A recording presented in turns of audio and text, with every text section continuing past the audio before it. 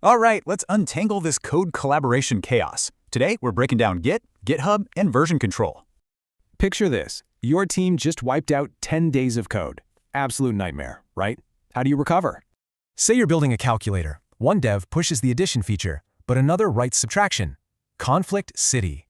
And no, you can't just slack hundreds of dependency files. That's a total disaster waiting to happen. Enter the version control system, or VCS. This is the tech that finally stops the manual sharing madness. It essentially gives you two superpowers: seamless code sharing and a flawless historical timeline of versions.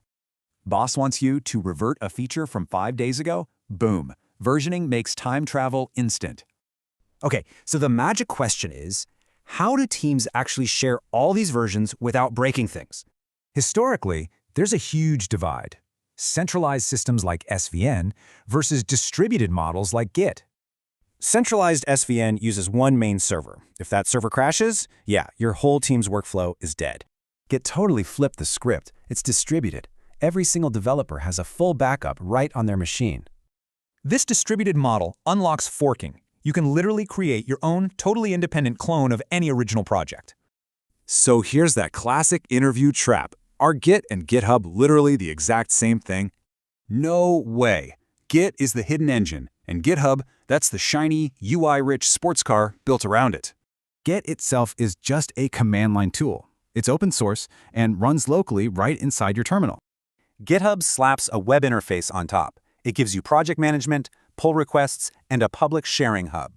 All right, let's get our hands dirty. How does this actually look in a day-to-day developer workflow?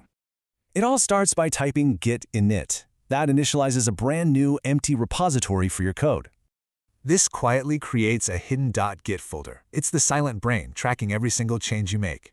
From here, it's all about muscle memory. You'll constantly be using 3 core commands to manage your lifecycle. First up, git status. It acts like a radar, showing you exactly which files are untracked or modified. Next, git add. This officially moves those specific modifications into the staging area, prepping them for tracking. Then, git commit. This permanently stamps those changes as a new version, complete with your descriptive message. Pushed a nasty bug? Don't panic. Commands like git log and git reset let you time travel backward effortlessly. And there you have it. You've got the keys to collaborative coding. So